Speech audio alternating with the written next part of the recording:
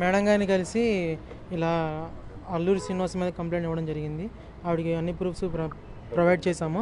మా చెల్లి మానసికంగా బాగోని విధంగా మానసిక వైద్యుల నిపుణుల చేత పరీక్షించిన సర్టిఫికేట్ కూడా ప్రవేశపెడతాం జరిగింది.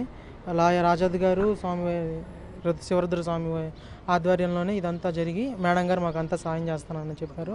మా కంప్లైంట్ కూడా యాక్సెప్ట్ చేశారు. అంతే. మీ చెల్లికి ఎన్ని రోజుల నుంచి ట్రీట్మెంట్ అనేది నడుస్తుంది? రోజుల నుంచేనండి. గుజరాత్ నుంచి తీసుకొచ్చినప్పుడు అంతకుముందు మామూలు నాటు వైద్యం చేసాము. అది సర్టిఫికేట్ ఉండదు కాబట్టి ఇప్పుడు నార్మల్గా ఇంగ్లీష్ మందులతో చేయించాం కాబట్టి సర్టిఫికేట్ ఉంది. సర్టిఫికేట్ కూడా మీకు చూపించడం జరుగుతుంది. గుంటూరు కదా? గుంటూరు మానస వైద్యశాల. గుంటూరు మానస వైద్యశాల.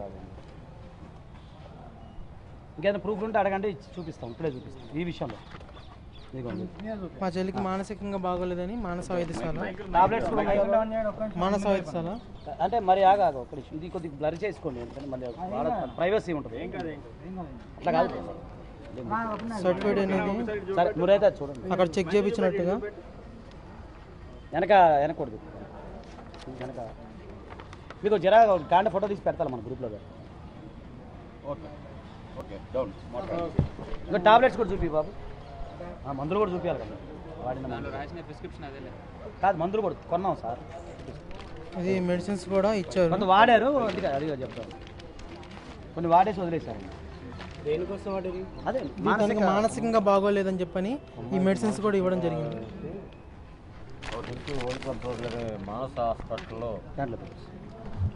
ఎంబీబీఎస్ డాక్టర్ గారు సైకాలజిస్ట్. మీ చెల్లికి మొబైల్ ఫోన్ ఉందా అండి? మొబైల్ ఫోన్ లేదండి ప్రస్తుతం తన దగ్గర ఏ మొబైల్ లేదండి. వెళ్ళడానికి కారణం మీరే అంటే ఏం చెప్తారు? నేను కాదండి కారణం. ఎవరు పంపిరండి, మేము పెట్టలేదండి, తనే తీసుకొచ్చింది అర్ధరాత్రి పూట. ఒక దాంట్లో ఒక వీడియోలో ఏం చూపించారంటే బీర్ తాగింది, సిగరెట్లు తాగింది అని చూపించారు కదా.